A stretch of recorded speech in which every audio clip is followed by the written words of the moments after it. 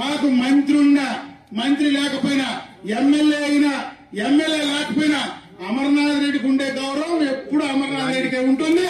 ఈ నియోజకవర్గంలో నేను ఎమ్మెల్యే కానప్పుడు కూడా ఇంకా బలంగానే ఉన్నా, మంత్రి కాకపోయినా ఈ రోజు రాష్ట్రంలో నేను ఇంకా బలంగానే ఉన్నాను. కాబట్టి ఎవరు దానికోసం పదవుల కోసం వెంపడాల్సినటువంటి పని లేదు. పార్టీ కోసం పనిచేద్దాం.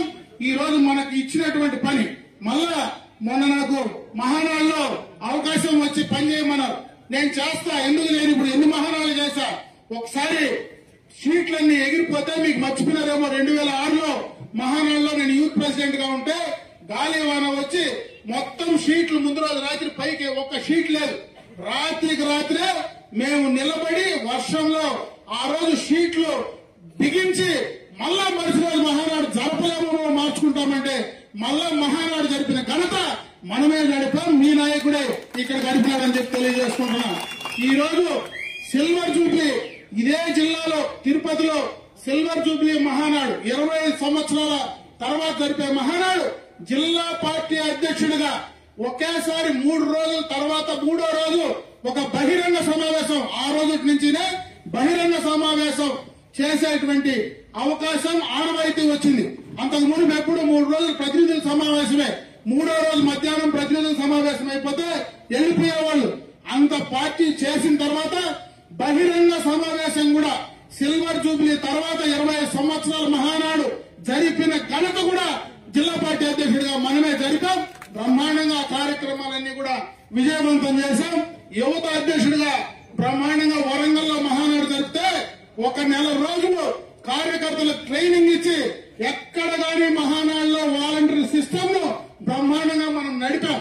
కాబట్టి మనం ఎక్కడా కూడా పార్టీ అప్పచెప్పిన పని ఎప్పుడు కూడా తూచా తప్పకుండా చేస్తాం. పార్టీ కమిట్మెంట్ ఉంటాం. కీర్తి నందమూరి తారక రామారావు గారి ఆశయాలకు అనుగుణంగా బతికినంత వరకు పనిచేస్తామని చెప్పి ఈ సందర్భంగా కూడా తెలియజేసుకుంటూ మీరందరూ కూడా, ఎందుకంటే మనకి ఈ మహానాడు రాయలసీమలో మనకు ఏర్పాటు చేశారు. ఈ రోజు కడపలో మొదటిసారి పార్టీ స్థాపించిన తర్వాత కడప జిల్లాలో మహానాడు జరపడం ఇది మొదటిసారి. దీనికి కారణాలు ఉన్నాయి. పార్టీ స్థాపించిన నాడు మహా బ్రహ్మాండంగా కూడా ఆ రోజు కడప జిల్లాలో మనకు రిజల్ట్స్ ఇచ్చారు. ఆ తర్వాత 2024 ఎన్నికల్లో తిరిగి మళ్ళా కడప జిల్లాలో బ్రహ్మాండమైనటువంటి మెజారిటీ మనకు అందించారు.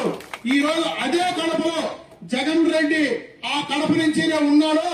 ఆయన కోసం కాదు కానీ ఆ కడపలో బ్రహ్మాండంగా మనం మళ్ళా మహానాడు నిర్వహించుకోవాలంటే ప్రతి ఒక్కరూ కూడా ఈ పండగకు, ఈ మహానాడు మన పండగ, మన ఇంట్లో పండగ అని చెప్పి ప్రతి ఒక్కరూ మహానాడుకు తరలి రావాల్సిందిగా నేను మిమ్మల్ని అందరినీ కూడా మనస్ఫూర్తిగా కోరుకుంటూ ఆ మహానాడుని విజయవంతం చేయాలా.